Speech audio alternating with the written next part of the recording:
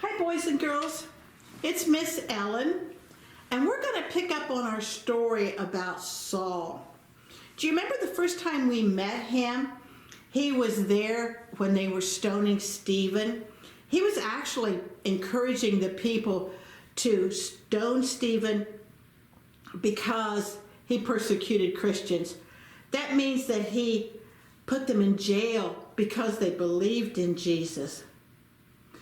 Do you also remember that we talked about when Saul was traveling to Damascus and God spoke to him and he blinded him for 3 days?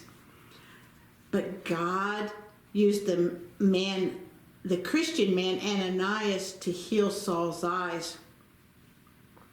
After that, Saul loved God and he wanted everyone to know about Jesus. But some of the people were still scared of him. They knew that he had been so mean to Christians. Others were mad at him because now he was teaching about Jesus. They wanted to kill him. Even the disciples were afraid of him. Do you remember our story when Saul told us about his friends that helped him escape from these angry people by lowering him over the wall of the city in a basket? God protected him because he wanted Saul to travel and tell others about God. God even changed his name to Paul. The map we're looking at shows where Paul traveled. The first time, and that's the lines in black, shows how he took Paul took Barnabas and John Mark with him on that very first missionary trip. But when they reached Pisidia, John Mark left them and he went back to Jerusalem. Paul made several trips that were very hard. Some people didn't want to hear what he had to say. Remember that we said that he was like a fisher of men? And he was doing this about telling others about Jesus. Well, now we're ready for our story this evening.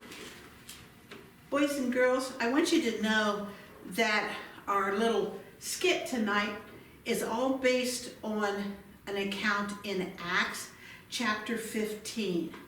And as you can see, we have a visitor tonight. Hello, everyone. Well, hi, Paul. I'm so glad that you could come back. I am too. I want to tell you about my second missionary journey, so here I am. Well, we're always looking forward to hear more about your journeys. Then I'll start right away. My second missionary journey didn't start off very well. Well, that's too bad. What happened? Barnabas and I were in Antioch, teaching and preaching. I thought it would be a good thing to go back to the churches and visit on our first journey. I wanted to tell the people the decisions the apostles and elders had made at the church in Jerusalem. Barnabas wanted to bring his cousin John Mark along with us, but I didn't think it was a good idea. John Mark had deserted us before.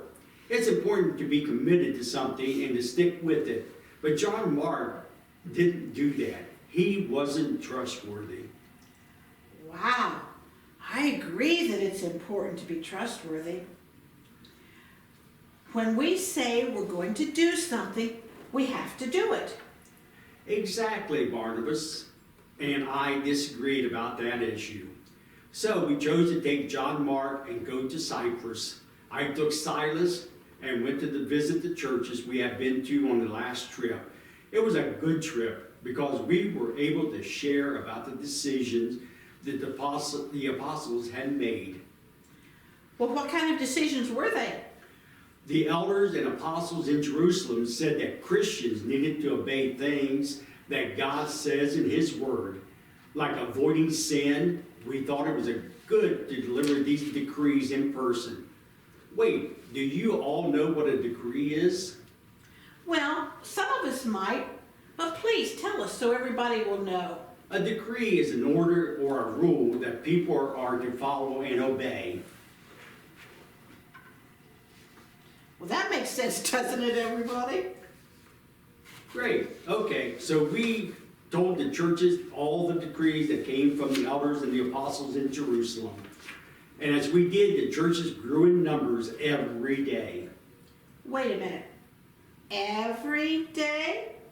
You mean every day more people came to the churches?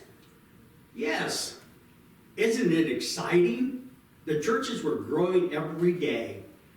These were another exciting part about this journey. Well, actually, there are a couple more things, but the first one is that the trip I met Timothy, many people had told me about Timothy, was a godly young man and people spoke very well of him.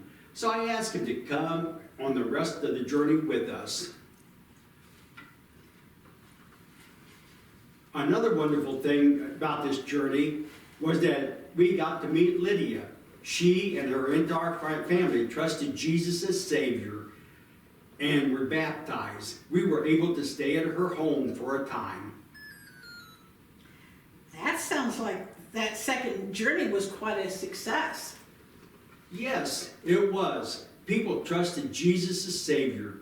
We were able to encourage the churches, and Timothy joined us on our journey.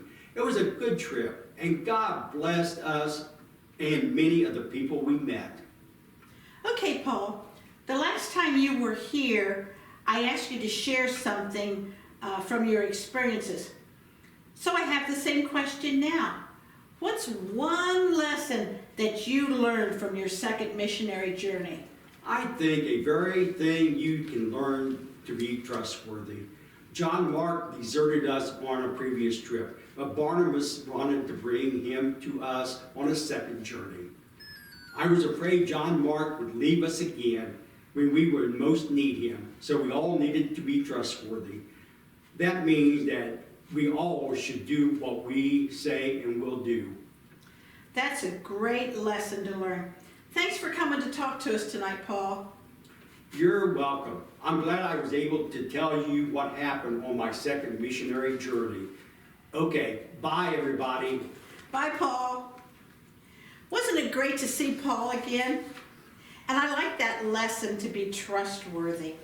Think about this week what you can do to practice that word trustworthy. Maybe you'll tell your mom or dad that you'll do something and you need to do it right away.